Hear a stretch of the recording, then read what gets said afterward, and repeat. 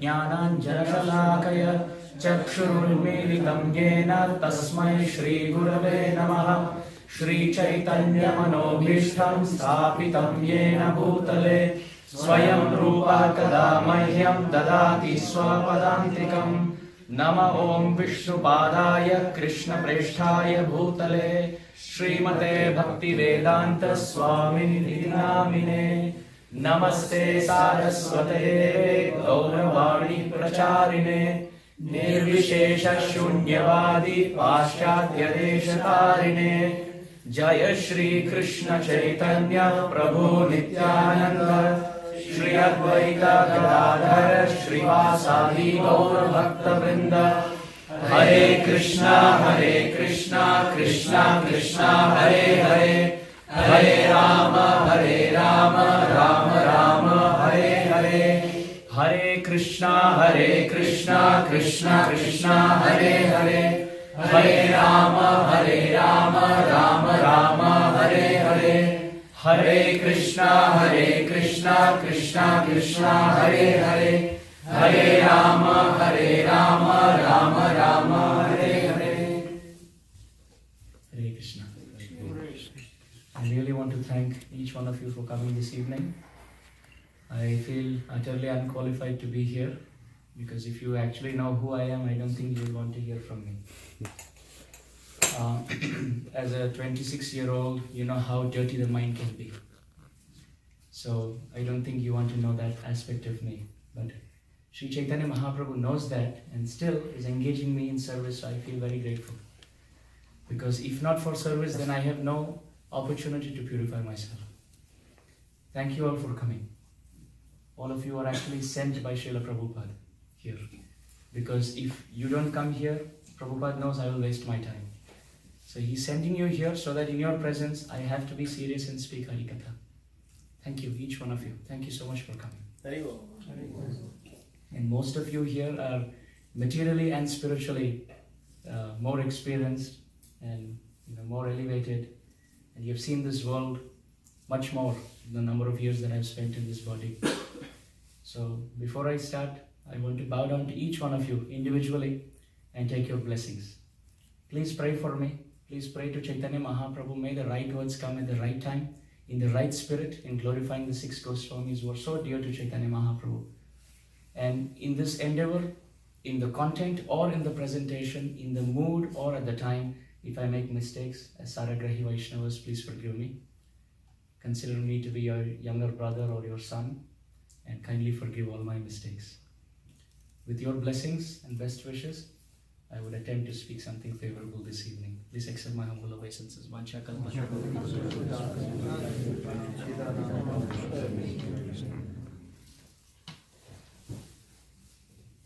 I want to start off by saying what inspired me to kind of pick this topic as one of the topics in the list to the temple committee.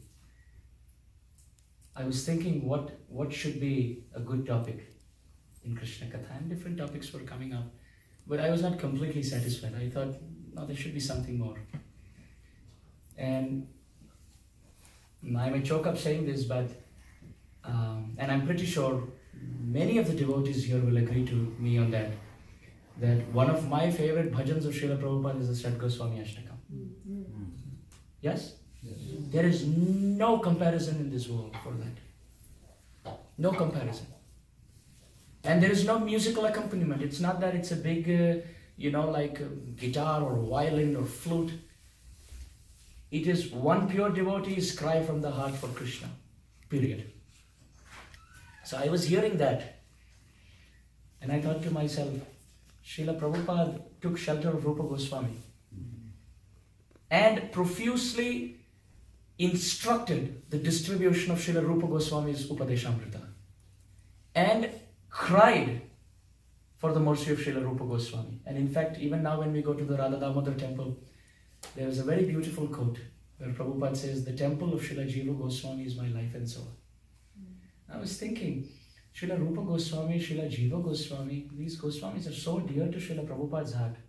What does it mean to be a follower of Srila Prabhupada? It means to actually please him by speaking on those personalities who are very dear to him. And that, gave the seed of thought. And I said, maybe like the 6 Goswamis. And interestingly, I had my fingers crossed thinking that I wish this gets picked. And I got the message back saying that we would like to hear this. And I was very happy. Now, whether or not I'm able to speak properly is another discussion altogether. But the fact that we have this opportunity to remember these great personalities whom we keep on the altar and worship every day. So for us, the sambandha with them comes through Krishna Katha, Hari Katha and Hari Bhakta Katha. By knowing about their sacrifice, their lifestyle, their teachings, what were the ideals that they upheld in their life, how they sacrificed, how they were empowered. By hearing about this, we may gain some inspiration. And there is one more very beautiful thing that happens when you discuss about the pure devotees of Krishna, is the fact that when we discuss about the pure devotees of Krishna, even Krishna gets so enthusiastic to hear. There is a very beautiful verse. Please kindly repeat.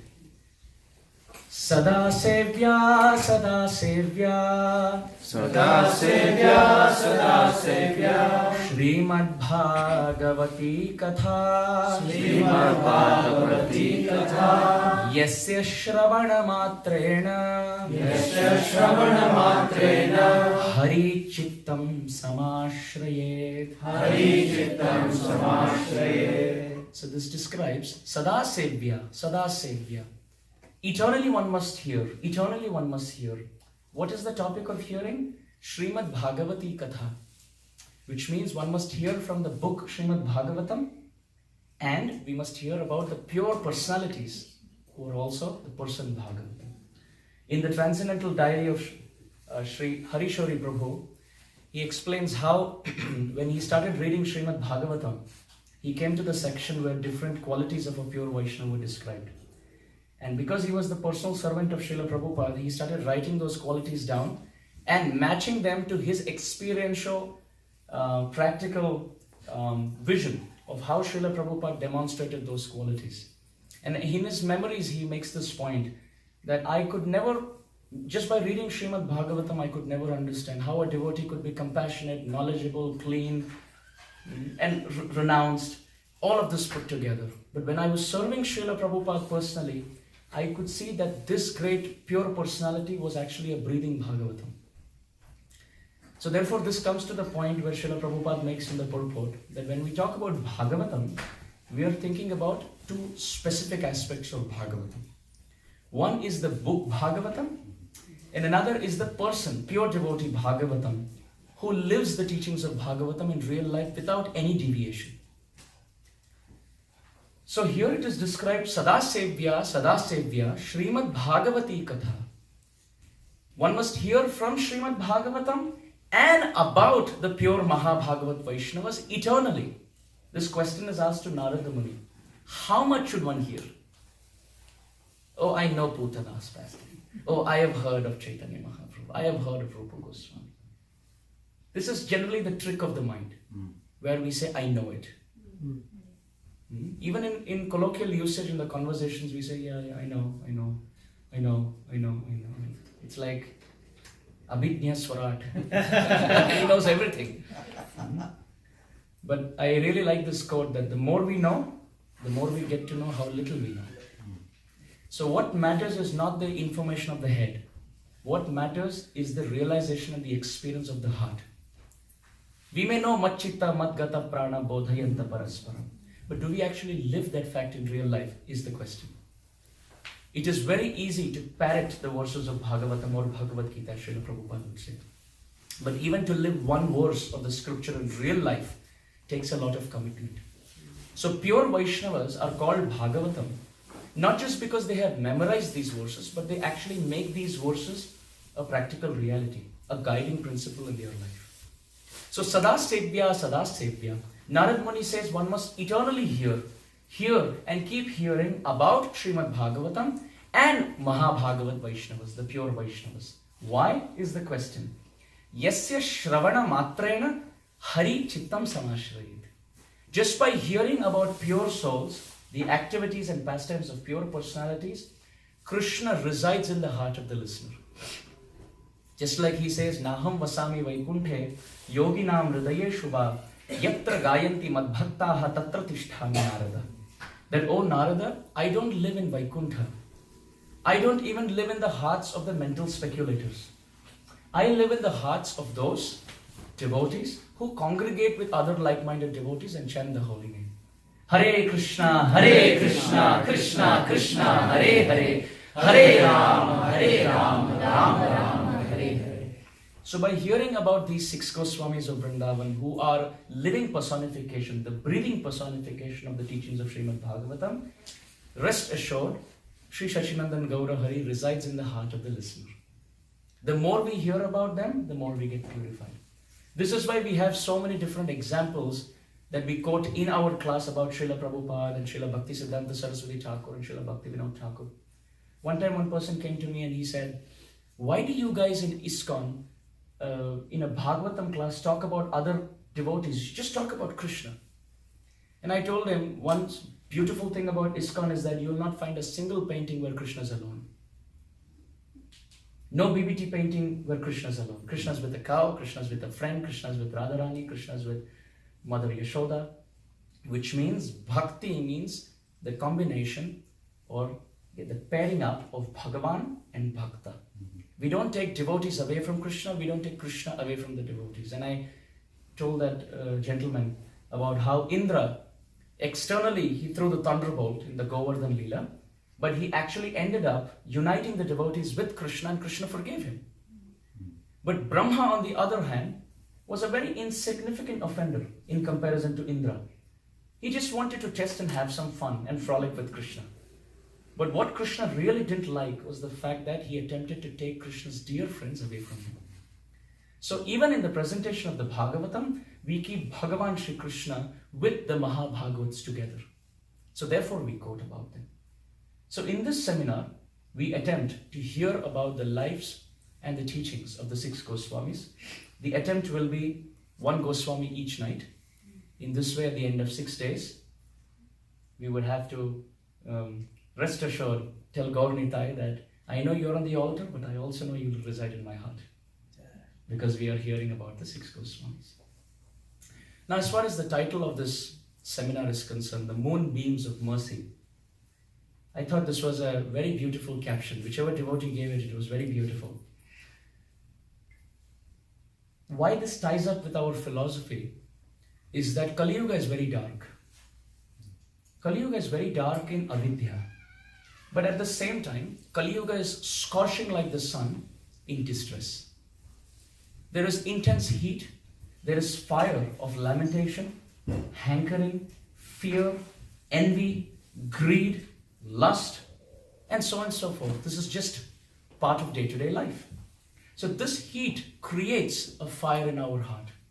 And therefore, the rising of the moon gives solace. Nitai pada kamala koti chandra sushitala.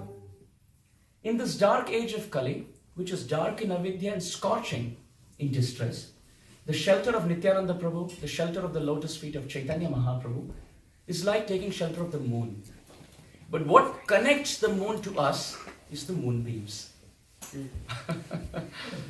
Correct? What connects the moon to all of us is the moonbeams. And also the moonbeams soothe the heat, and the moonbeams increase the taste in the crops. All these three things are there. In the dark sky of Kali, we have the sun, the sun of distress, to counteract which we have the moon of Chaitanya Mahaprabhu. And the jivas are connected to Chaitanya Mahaprabhu through the moonbeams of that mercy in the form of the 6 Goswamis. They connect Chaitanya Mahaprabhu's teachings to us. 1. They soothe and reduce the distress of Kali through their teachings. And finally, they also help us increase the taste in the crops, so to speak, the limbs of bhakti. By taking shelter of their instructions, taste in bhakti will increase. Like Srila Prabhupada explains, there are 6 things favorable for devotion and there are 6 things not favorable, as we famously know from the Upadeshamrita. So if you follow those instructions, the do's and don'ts, just the time, so just the effect of the dinner time. If we just take care of the do's and the don'ts, then our taste in the limbs of bhakti will increase. So this evening, we start our discussion on these moonbeams of mercy, the 6 Goswamis of Vrindavan, and the Goswami that we will be discussing about tonight. Any guesses? Rupa Goswami, very nice guess. You also said Rupa Goswami, right? Sanatan Goswami, okay. So we are 3 steps away from the truth. Because then we'll have all 6 answers and then we can say which one was the right. Jaya Rupa Sanatana Bhatta Raghunatha, Jaya Rupa Sanatana Bhatta Raghunatha, Jaya Rupa Sanatana Bhatta Raghunatha, Jaya Rupa Sanatana Bhatta Raghunatha, Shri Jiva Gopal Bhatta Das Raghunatha, Shri Jiva Gopal Bhatta Das Raghunatha, Oh Shri Jiva Gopal Bhatta Das Raghunatha, Shri Jiva Gopal Bhatta Das Raghunatha. Okay, so I gave you 6 options. Rupa Goswami, Sanatan Goswami, Prabhuji said Jiva Goswami. Any more answers? I'm not going to say what is right and what is wrong. Goswami. Sorry? Certainly right. Everyone says Rupa Goswami. So tonight we are discussing about Raghunath Bhatta Goswami. So this exercise was to prove a point. The reason I'm starting off with Raghunath Bhatta Goswami is because he is the less spoken about Goswami. And one of the reasons in the scholarly community of the Vaishnava philosophy and theology that the research scholars and devotees opine is that because Raghunath Bhatta Goswami never left a Vaishnava literature authored by him. So therefore he is not quoted extensively, or his works are not quoted extensively in other texts. Srila Jiva Goswami is extensively quoted. Of course, Srila Rupa Goswami and Sanatan Goswami are profusely quoted, and Raghunath Das Goswami too. But Raghunath Bhatta Goswami, although part of the famous 6 Goswami camp, is oftentimes, let's say, spiritually sidelined, because we don't discuss about him, or there's not much known about him, not much discussed, heard, spoken about him. So I thought, let's open this seminar with Raghunath Bhatta Goswami so that we give him his rightful place of dignity and honor. Is this okay? Yes. And then we'll keep each other predicting as to which Acharya is going to come up tomorrow, and we'll just follow from there. So, Sri Chaitanya Mahaprabhu appeared in Kali Yuga, as we all know, on a beautiful moon-lit, is it true? A beautiful moon-lit night? No. Full moon eclipse.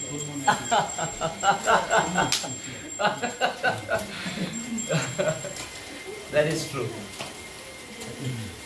Sri Chaitanya Mahaprabhu appeared on a lunar eclipse night when the Hindus and the Muslims were all ecstatically chanting Hari Hari in different moods of ecstasy.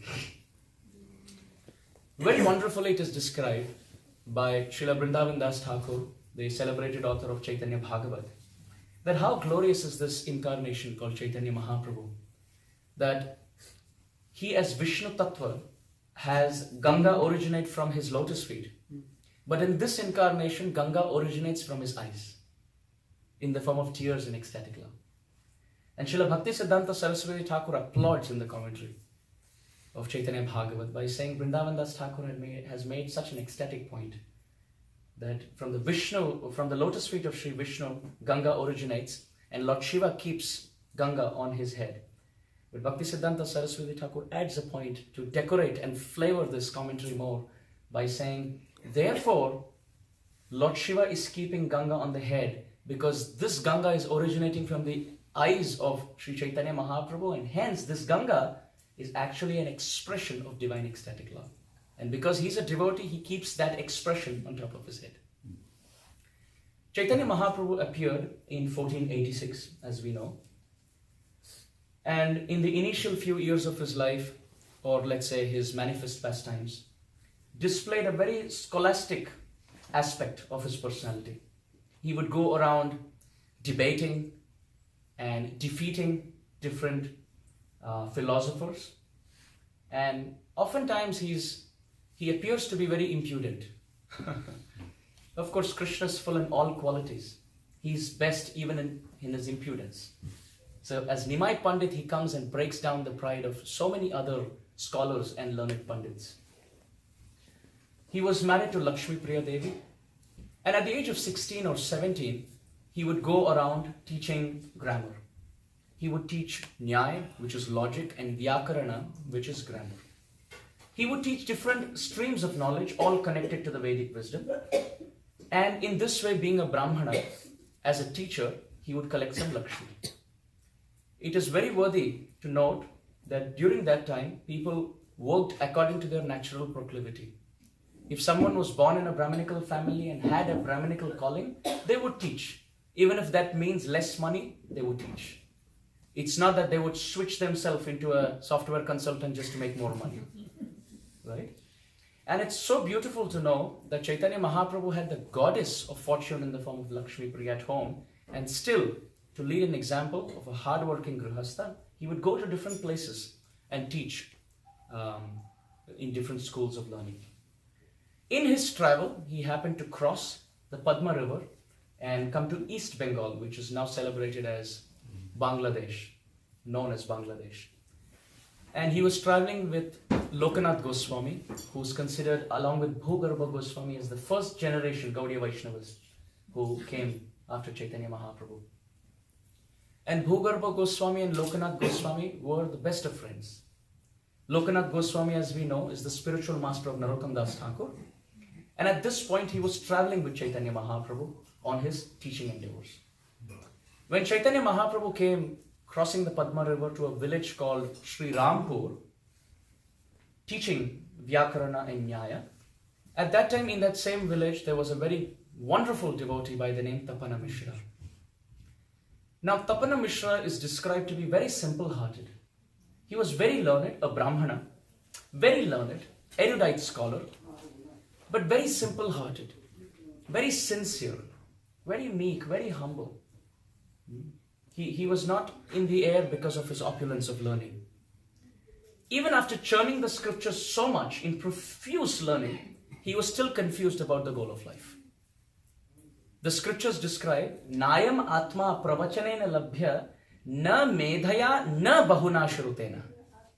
That the Supreme Lord cannot be fathomed. Nayam Atma, here Atma refers to Paramatma, the Supreme Lord.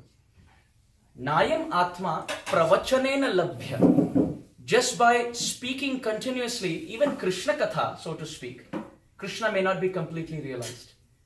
Unless and until he is convinced of the sincerity of the devotee. If the speaking is done with ulterior motives, one may have thousands and thousands of classes spoken, but it doesn't reach the ears of Krishna. Avaishnava mukhodgirnam putam hari kathamritam shravanam naiva kartavyam sarpochishtayatapayaha. Srila Prabhupada would make this point even in the famous speech that Srila Prabhupada has, this transcendental sound vibration of Hare Krishna Mahamantra.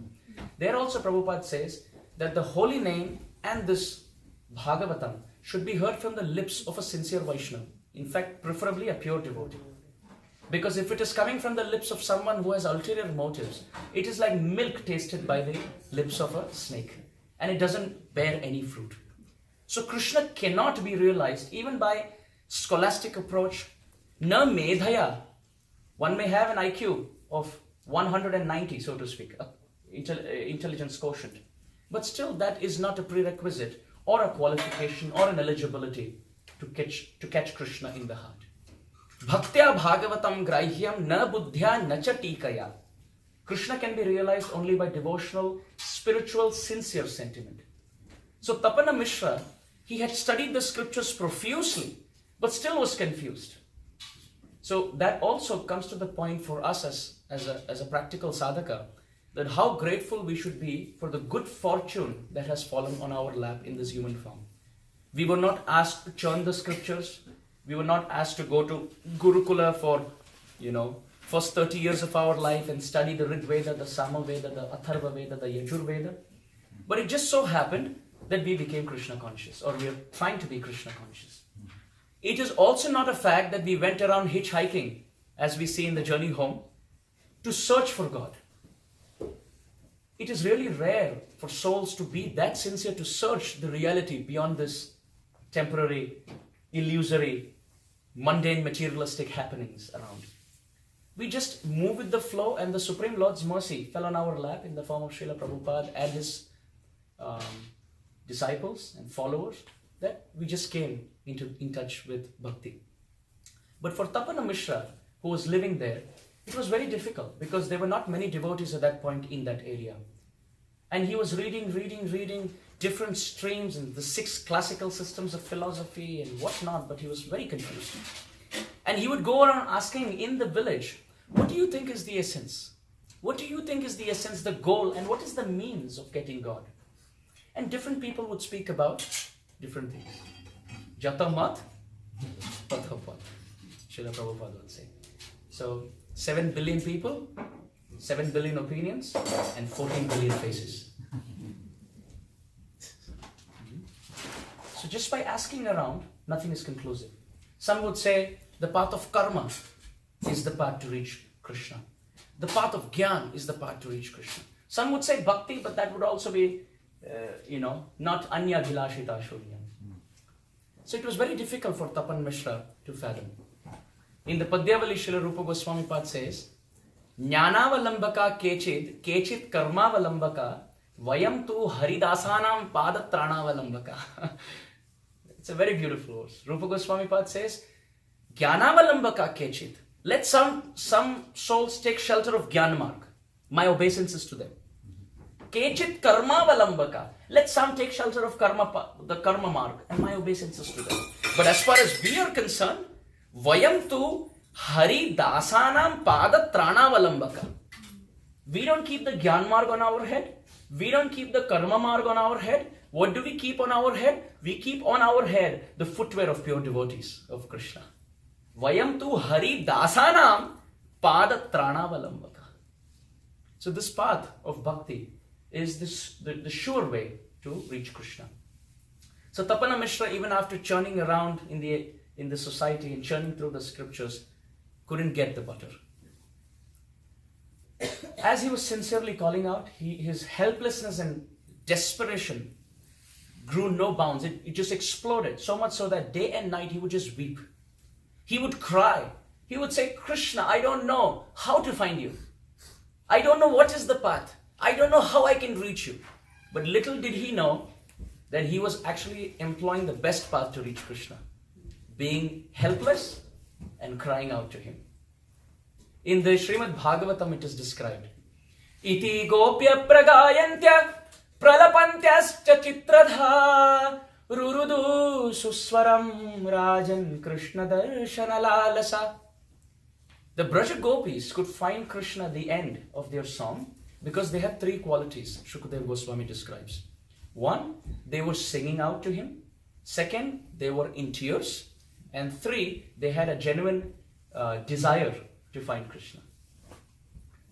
Tapana Mishra had all these 3 qualities. He would cry out, he would wanted to search out, and he would sing every day. Hare Krishna. As he was crying day in and day out, one night, he had a very blissful, beautiful dream. In the dream, he saw a very wonderful young Brahmana. So there is no mention that this Brahmana was Nimai Pandit, but it just mentions there was an effulgent Brahmana. This effulgent Brahmana appeared in the dream and told Tapana Mishra that, why do you worry? Why do you worry? All your problems are solved. The Lord of our life, Sri Nimai Pandit, has appeared in this world to inaugurate the process of bhakti. And the good news is you don't even have to go to Navadvip. He has just entered your village last night. So all that you have to do is just go and fall at his feet and he will take care of you. He is not different from Sri Radha and Sri Krishna, who have combined together in this very beautiful, golden, effulgent form for the deliverance of mankind in Kali Yuga. As so many scriptures proclaim, the Garuda Puran also proclaims a very beautiful point. The Garuda Puran proclaims, Satye daitya kuladinasha samaye simmurdva martyakriti Tretayam dashakandharam paribhavam Rameti namakriti Gopala paripalayan vrajapure Bharam haram dvapare Gauranga priya kirtane kaliyuge Chaitanya nama prabho. So this verse from the Garuda Purana explains Satye. In the Satya Yuga, Daitya Kula Adi Nasha Samaye, at the time of destruction of Hiranyakashipu, the Supreme Lord appeared in a very beautiful form. Simha Urdhva Martya Kriti. He took a form where he was half man and half lion. Then what happened in the next line of the verse? The next era is described. Tretayam Dashakandharam, 10-headed Ravana in Treta Yuga. Paribhavam, to destroy him. Rama iti nama kriti. He came as the most glorious Sri Ramachandra. Then what happened in the third line of the verse? It corresponds to Dwapar Yuga. Gopala paripalayan vrajapure bharam haram dwapare. Krishna appeared in Dwapar Yuga to reduce the burden of Mother Earth, not by eating dirt, by the way. Because in the pastime where Krishna is eating dirt, Balram goes and complains to Mother Yashoda that I knew he has come to reduce the burden of Mother Earth, but I didn't know he plans to do it by just all day and night sit and keep eating the dirt of Mother Earth, and that way he wants to reduce the burden of Mother Earth. Oh, Mother Yashoda, can you just go and stop him? Commentators beautify this pastime of Krishna eating dirt. Because with 2 grams of dirt, how can he reduce Prithvi Bhara Nasha? So it's a very beautiful way. So Krishna in Dwapar Yuga came to reduce the burden of Mother Earth and at the same time to protect Vrindavan. And that same Narasimha of Satya Yuga, Sri Ramchandra of Treta and Sri Krishna of Dwapar has come as Gauranga Priya Kirtane Kali Yuge Chaitanya Nama Prabho. He has come in a golden complexion, Gauranga, and he has come to chant his own holy names. Hare Krishna, Krishna Krishna, Hare Hare, Hare Rama, Rama Rama, Hare Hare. And his name will be Sri Chaitanya. So this Chaitanya Mahaprabhu has appeared, said the dream. And he is non-different from Sri Krishna, Sri Ramachandra, Sri Narasimha. But this time there is a difference. He has taken the mood of a devotee. This is also stated in Srimad Bhagavatam, Canto 7, Chapter 9, Text 38 by Prahlad Maharaj, where he says, "O Narasimhadev, you are Tri-Yugi," which means you appear as yourself in 3 eras, in 3 ages, Satya, Treta and Dwapar. And in Kali Yuga, Kalau Channa, you appear as a hidden incarnation, Bhagavatam proclaimed and predicted by Prahlad Maharaj in Satya Yuga. So this time he has come as a devotee. So please go and surrender to his lotus feet, O Tapana Mishra. He is the means and the goal of all that exists.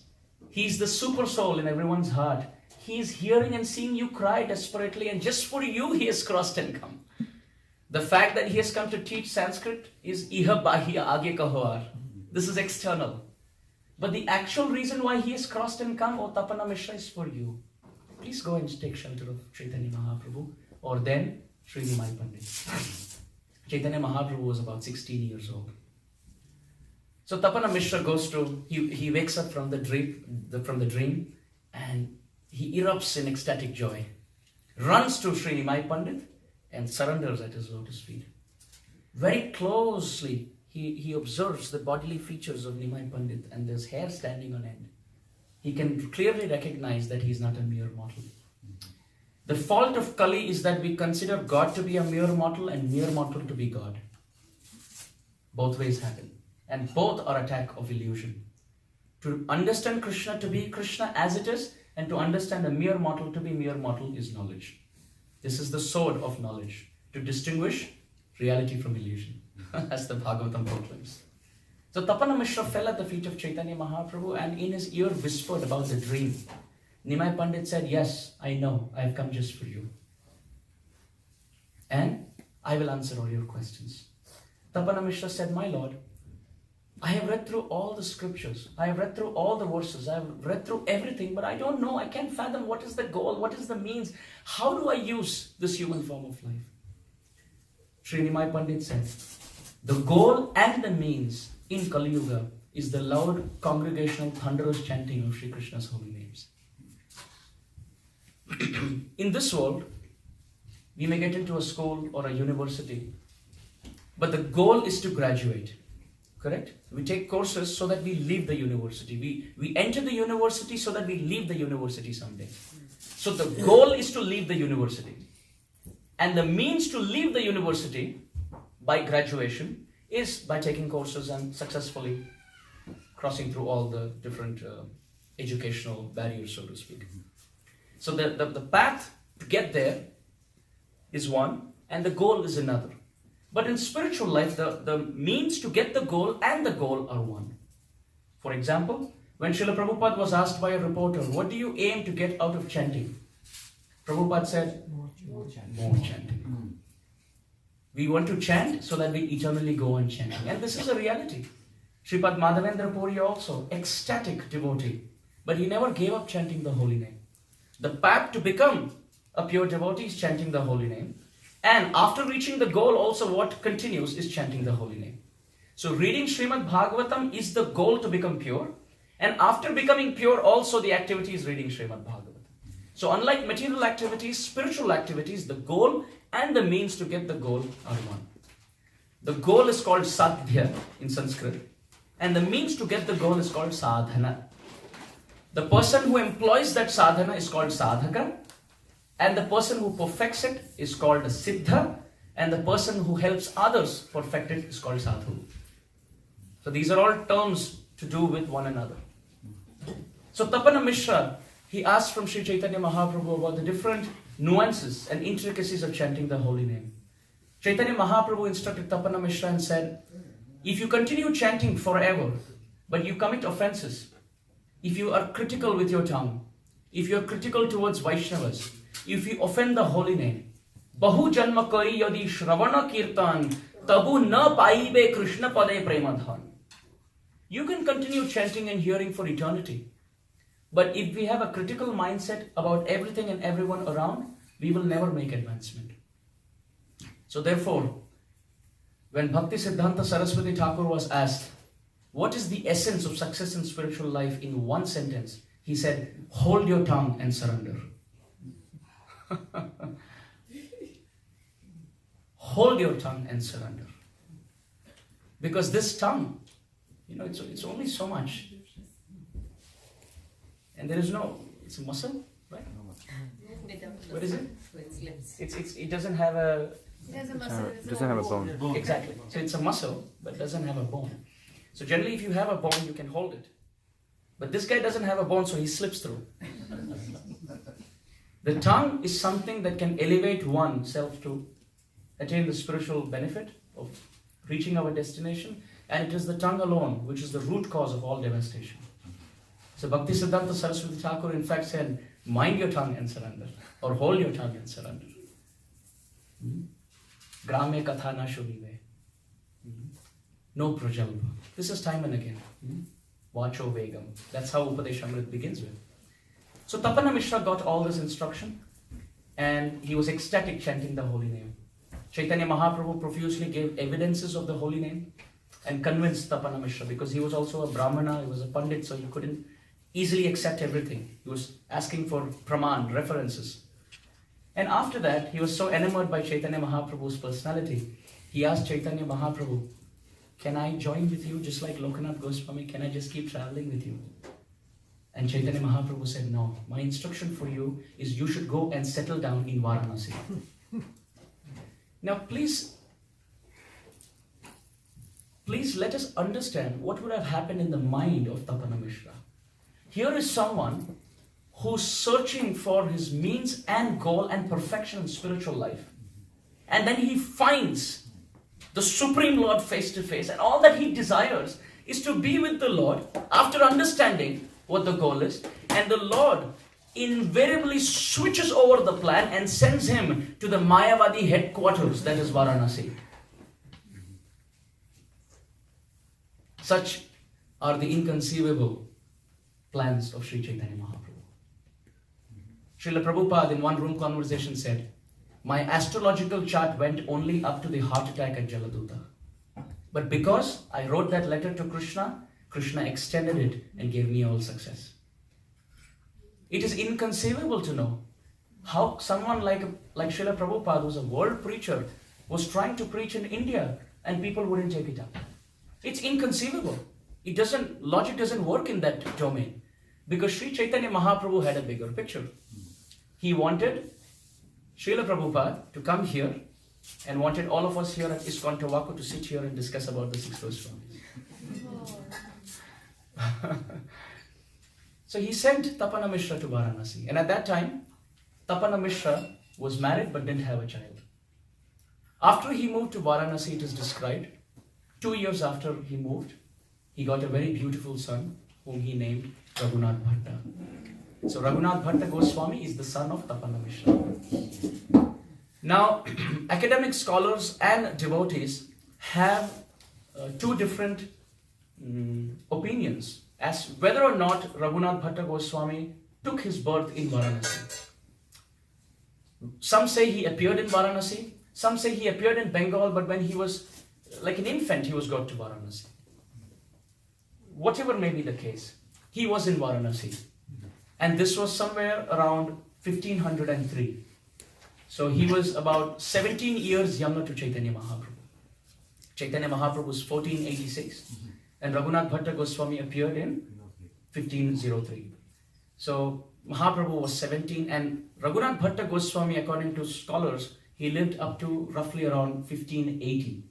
So his lifespan spanned around 77 years. According to the Gaur Ganodesha Deepika, the eternal identity of Raghunath Bhatta Goswami is described to be Raga Manjari. Just like we know, Manjaris are assistants to the gopis or the sakhis in the meeting of Radha and Krishna's beautiful pastimes in Vrindavan. So it's a very exalted position. So Rupa Manjari comes down in this world as Rupa Goswami and Raga Manjari comes in this world as Raghunath Bhatta Goswami. So they are all eternal associates of Radha and Krishna who come to assist Radha and Krishna who has come as Chaitanya Mahaprabhu. Just like Narottam Das Thakur says in the famous song Gaurangera Duti Pada Yar Jana Dhana Sampada, he says those who are associates of Chaitanya Mahaprabhu are the eternal associates of Radha and Krishna. And anyone who understands this eternally lives in Vrindavan. So we must understand that they are not mere mortals. They are all handpicked. They are eternal associates who are sent down. So when we say Nama Om Vishnu Padaya Krishna Preshthaya Bhutale, what does Krishna Preshthaya Bhutale mean? Srila Prabhupada or Srila Bhakti Siddhanta Saraswati Thakur, they are pra-ishtha. Ishtha means very dear. And pra-ishtha means indeed very intimate, eternal associate, whom Krishna has personally sent down Bhutale on earth for us. So we say it very easily, but the import is very deep and profound. So Raghunath Bhatta Goswami appeared and he lived in Varanasi. So it's noteworthy to know that Rupa Goswami, Sanatan Goswami and Jiva Goswami were Saraswat Brahmanas from Karnataka. Gopal Bhatta Goswami appears as the son of Venkata Bhatt from Tamil Nadu. Raghunath Das Goswami comes from Bengal and Raghunath Bhatta Goswami is a Brahmana from Varanasi. So this is the geographical background of where the Goswamis are coming from. Now as a child, he displayed super excellent qualities as usual. He was an extraordinary son of an extraordinary father, and seldom does that happen. Oftentimes devotees are complaining that I am chanting, my wife is chanting, but my son is not chanting. We are chanting, they should also chant. Like you always get a mango fruit from a mango tree and a neem from a neem tree. These are the logic people give and I have to listen. But it is not so true. Because in the 7th canto of Srimad Bhagavatam, we find Hiranyakashipu giving birth to Prahlad, who was a pure devotee, and Prahlad giving birth to Virochan, who was demon number 1, and who gave birth to Bali Maharaj, who was a pure devotee. Skips a generation. It skips a generation. At least in that pastime. But here, it was wonderful to note that exemplary, extraordinary son to an exemplary, extraordinary father. Another example in Gaur Leela of that is Mukunda and his son Raghunandan Thakur. The famous story of how Krishna ate from the hands of Raghunandan Thakur. So as a child, he grew up in Varanasi, and many years later, Tapana Mishra waited in anticipation because Chaitanya Mahaprabhu sent him to Varanasi for a purpose and he didn't know why. And he was waiting. And Mahaprabhu had told him, you be in Varanasi, I will meet you someday there. This is when he sent him from Sri Rampur as Nimai Pandit. So Chaitanya Mahaprabhu could see what the future is all about. Because he's Chaitanya Mahaprabhu, he's Bhagavan. So Tapana Mishra and his son, Raghunath Bhatt Goswami, waited for Chaitanya Mahaprabhu. Waited. And every day Raghunath Bhatt Goswami from childhood would ask his father, so when is Nimai Pandit going to come? Because Tapana Mishra had so much to share. So every day he would say, when is Nimai Pandit going to come? When is Nimai Pandit going to come? When is Nimai Pandit going to come? And weeks and months and years passed. And one day as Tapana Mishra was bathing through the Mani Karnika Ghat in Varanasi, in the Ganga, suddenly he heard an uproar of Haribol! Now that wasn't an uproar. Haribol! Kind of an uproar. Haribol! Yes. So there was an uproar. And he was thinking to himself, in this town of Mayavad and Advaitavad, where is Haribol? This Hari created intense worry. And he felt sorry for the Advaitavadis, as to why this holy name and where it is coming from. What is the origin? Because as we know, this place, Varanasi, in the scriptures is also described as the place of liberation. It is described anyone who dies in Varanasi gets liberated. But very seldom is the reason behind that discussed. Why is it so? Because in the Shastras it is described, Vishwanath, Sri Kashinath, Mahadev, Lord Shiva, he sits there and continuously chants Ram Nam. So anyone who dies in Varanasi, he is carried, the waves of Ram Nam are carried through the atmosphere from the lips of Lord Shiva into the ear of the dying man. So it is believed as Lord Shiva is chanting Ram Nam, that Ram Nam would resound in the ears of the dying man and therefore they get liberated. So we don't know whether we can die in Varanasi, but one thing that we can do is we can chant the holy name.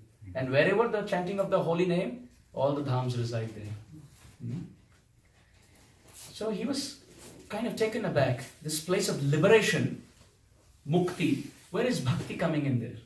He had never heard that before. So while bathing in the Ganga, he turned. And there was a big crowd all assembled under a tree. And all devotees, with dhoti and kurta, and not kurta, with chadar. Kurta is kind of modern, but chadar. And they were all dancing and chanting, and he was thinking, what is this happening? And as the crowd cleared under that tree, he saw Sri Chaitanya Mahaprabhu. But mixed emotions, tears of mixed emotions flooded his eyes. There were hot tears of distress and cold tears of happiness. Cold tears of happiness because he saw Chaitanya Mahaprabhu after such a long time. But hot tears of distress is because he was no longer Nimai Pandit.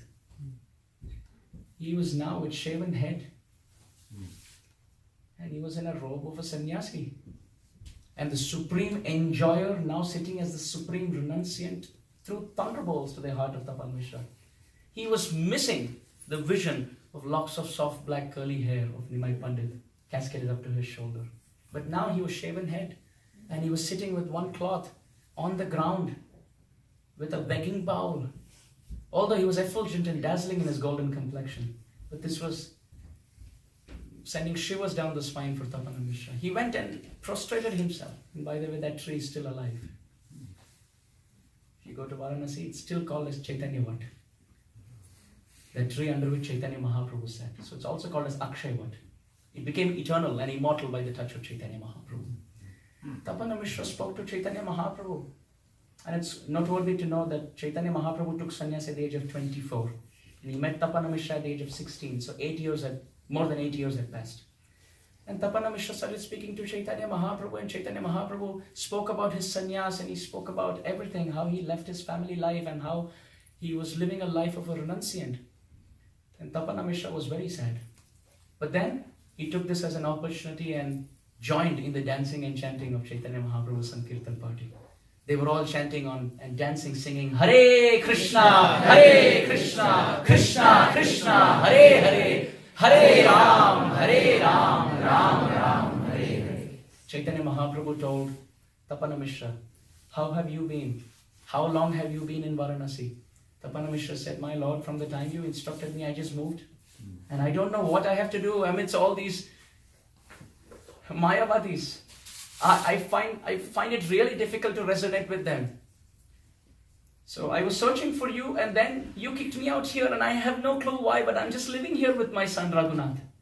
I want to serve you, my Lord. Mahaprabhu said, okay, I take some service from you. I want to go to the Bindu Madhava temple. I want to go to the Vishweshwara Lord Shiva temple.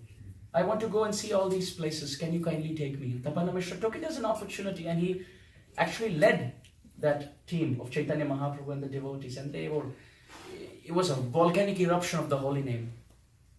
The Mayavadis were all trembling because Mahaprabhu was actually stabbing the knife of the holy name on the chest, the capital of Mayavad. And he was fearless. Millions and billions of people. And it's wonderful to note that the authors say anyone who doubts this number will be doomed. So it's not hyperbolic or over-exaggerated. It is true. And it is described wherever Chaitanya Mahaprabhu went, people would give up their shops and get magnetized. Can we imagine Krishna, how beautiful? He's Achintya. And he gets attracted to Radharani. How beautiful. And the combined incarnation of Radha and Krishna, the most beautiful. Namo Mahavadanyaya Krishna Prema Pradayate Krishnaya Krishna Chaitanya Namne Gauradvishe Namaha. Srila Gaur Govinda Maharaj would say, Chaitanya Mahaprabhu's Adbhuta Karunya, Adbhuta Madhurya, Adbhuta Audharya Leela. He's wonderfully beautiful, wonderfully sweet, and wonderfully magnanimous. So Chaitanya Mahaprabhu, through his singing, through his beauty, through his Sankirtan, through his glance, was attracting everyone. People were giving up their families and running. People were giving up their shops and running. And so many people that even the streets became overpopulated. Some of them were jumping into other sidewalks and getting into different homes and seeing from the windows of different homes. And some of them were jumping into the Ganga because there was no spot on land. But they still wanted to see Sri Chaitanya Mahaprabhu's golden, beautiful form. Again, the Garuda Puran describes Soyam Vaishnava Danda Mandita Bhuja Sannyasa Vesha Swayam Nisandeha Upagata Kshititale Chaitanya Rupa Prabho.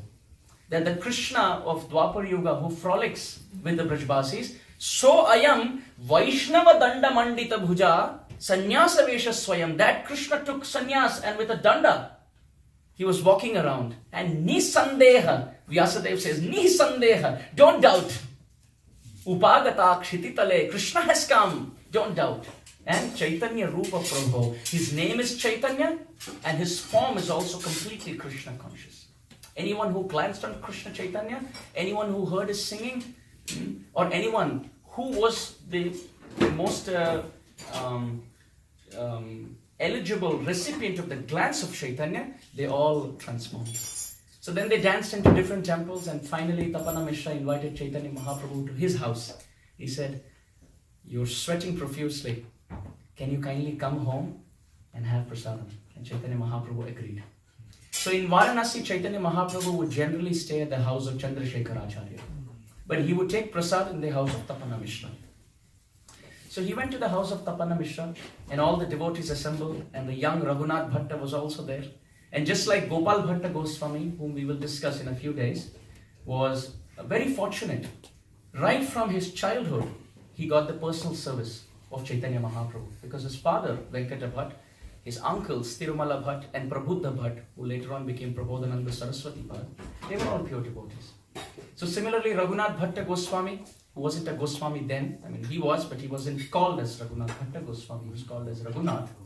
As a child, he would very menially serve Chaitanya Mahaprabhu. Tapana Mishra, he washed the lotus feet of Chaitanya Mahaprabhu and sprinkled that water on everyone's head. Did everyone receive it?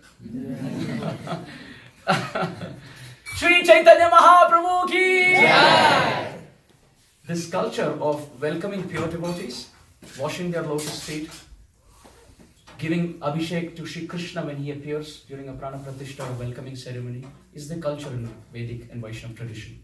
It is described Bhakta pada dhuliyara, bhakta pada jal, bhakta bhukta avashesha tini mahabal.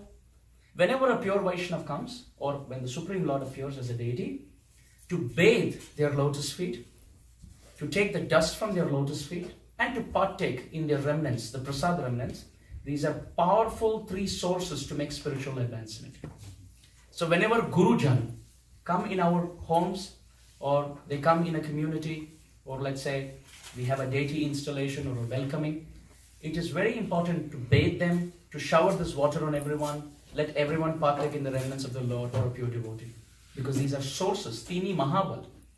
And Raghunath Bhatta Goswami would drink this water incessantly, one after another as a child, and no one can stop you. Sometimes when you have a drink, adults may want it, but they will still say, that's okay. It was nice, I had my cup. But kids will walk around with like 3 cups, 3 on the chest and 2 on the hands, balancing and dancing around. So as a child, we can frolic. Raghunath Bhatta Goswami used his tendency in the right way. He would drink the Charanamrit of Sri Chaitanya Mahaprabhu, and after Chaitanya Mahaprabhu had finished his prasad, he would personally distribute the remnants to all the Vaishnavas, wash the plate of Chaitanya Mahaprabhu, and massage Chaitanya Mahaprabhu's lotus feet with his tender hands. So this is a very beautiful practical lesson for all of us. Oftentimes parents, in the discussions as far as parenthood and raising Krishna conscious kids are concerned, this point comes up as to what are the practical steps that we can take. From this story that we can learn is that it is always wonderful to engage kids, one, in their natural proclivity, the limbs of bhakti, and at the same time encourage them to serve senior Vaishnavas. It's possible maybe that the father can distribute prasadam, but if he makes the son distribute it, he becomes the recipient of the pure devotee's mercy. And by their grace and by their mercy, positive samskaras, impressions are held in the heart and the child makes rapid advancement. So this is a very beautiful lesson of serving senior Vaishnavas. Even Srila Prabhupada would quote that when he was a child, how his father, Sri Gaur Mohan, they would many times invite devotees and Srila Prabhupada would menially serve them. And he would make this point in connection to Narada Muni serving the Bhakti Vedantas in the Srimad Bhagavatam. So anyone who serves pure Vaishnavas, their future in spiritual life is bright. Mahat sevam dwaram ahur vimuktes, tamo dwaram yoshitam sangi sangam. Just like associating with a prostitute widely opens the doors of hell, serving and associating pure devotees to their satisfaction, not to what we think is satisfaction, is to know their manobhishta, what they actually want, and to fulfill that. We become the recipient of their mercy. So Raghunath Bhatta as a child would do it, he would serve. And after he finished his service, Chaitanya Mahaprabhu told Tapana Mishra, I am on my way to Vrindavan. So please give me your permission and let all the devotees, we are going to Vrindavan. So Tapana Mishra said, oh Mahaprabhu, it is heartbreaking for us. Please don't leave us so early. At least spend some time. So Chaitanya Mahaprabhu agreed. He lived in the house of Chandrasekhar Acharya for 10 days, but he would accept prasadam in the house of Tapana Mishra. And during these 10 days, he spent time profusely with Raghunath Bhatta. So these were the initial days of service and empowerment. He would keep Raghunath Bhatta in the lap. So Mahaprabhu was about, let's say, 25 years old. And Raghunath Bhatta Goswami is 17 years younger. So let's say 7 or 8 years old. He would sit in the lap of Chaitanya Mahaprabhu.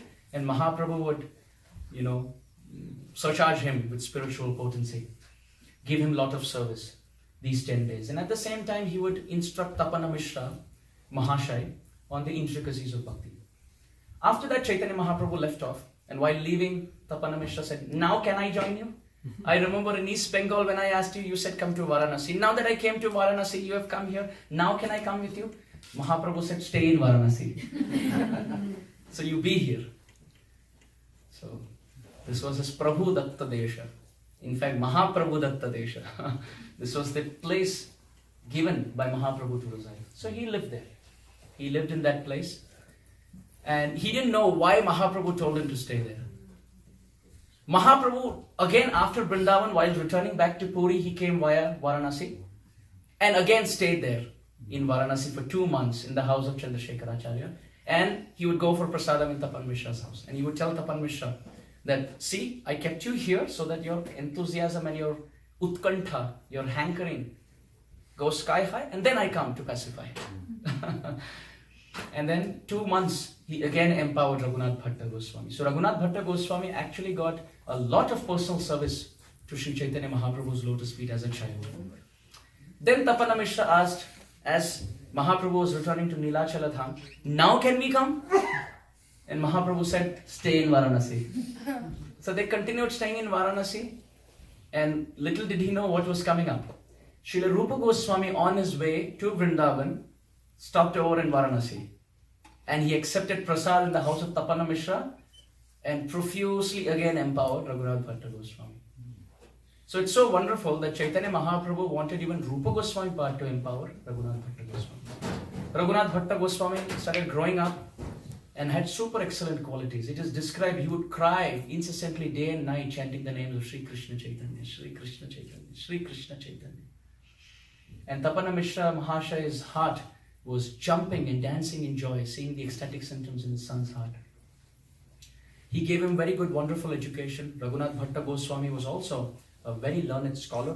He had learned different philosophies and different streams of the Vedic wisdom, but his heart was not there.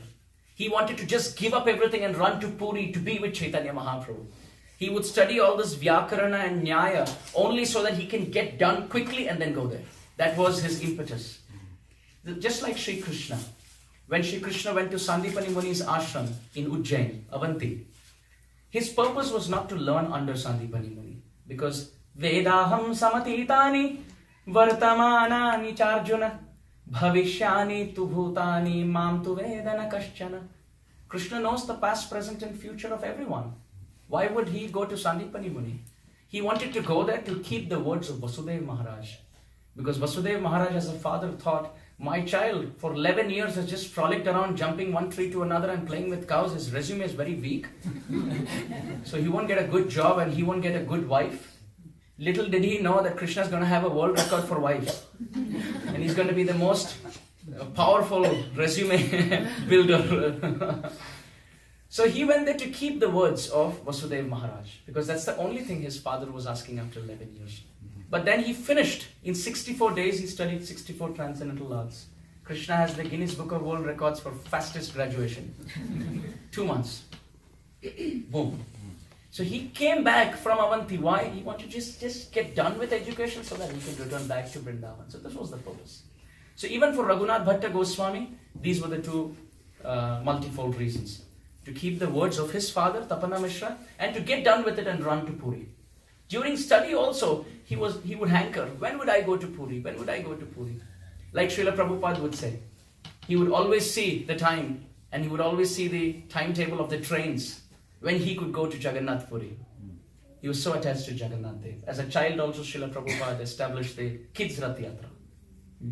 So these are symptoms of pure Vaishnavas. Right from childhood, they are very attached and eager to get Krishna. Knowing the desire of Raghunath Bhatta Goswami, Chaitanya Mahaprabhu made arrangement. Devotees from Varanasi made plans to go to Puri for Jagannath Rath Yatra. And now Raghunath Bhatta Goswami told those devotees, can I join? I've done my studies. Can I ask my father and come with you? They said, first you take permission from your father. If Tapana Mishra ji says yes, then you can come. So, and Tapana Mishra Mahashai said yes. Raghunath Bhatta Goswami was so ecstatic. He was crying and fainting and choking and trembling on the way to Jagannath Puri, just with the anticipation that he is going to see the Lord of his life, Sri Sachinandan Gauranga Mahaprabhu ki. Yeah. On the way, while going from, who was that ecstatic child? Govinda. His name is Raghunath? Govinda. Oh, the personal servant of Chaitanya Mahaprabhu. No wonder. So he was choking and trembling and rolling on the dust, going on his way to Jagannath Puri. And after he left from Varanasi, he went to Bengal, and from Bengal he went to Odisha. He went to Jagannath Puri. Now from Bengal, Srila Krishnadas Kaviraj Goswami describes another devotee joined him, and his name was Ramdas Vishwas. Ramdas Vishwas. And his name was actually befitting his character. This used to be the tradition. People used to get names befitting their character. So Ramdas Vishwas. His faith, his Dhrida Shraddha was in being a pure devotee of Sri Ram. Krishna Das, Ei Vishwas, Korle to Ara Dukha Nahi.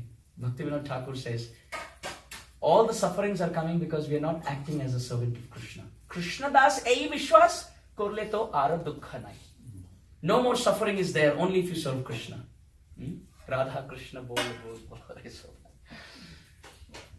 So, during that time it used to be the case. But nowadays, the character and the name don't match at all. Nama tu Dhanapali tathapi sa nirdhana. The name given would be Dhanapali, which means she who protects wealth. Nama tu Dhanapali tathapi sa nirdhana. There's nothing in her pocket to protect, and parents are given name Dhanapali. Now it's kind of fascinating how good scriptural, spiritual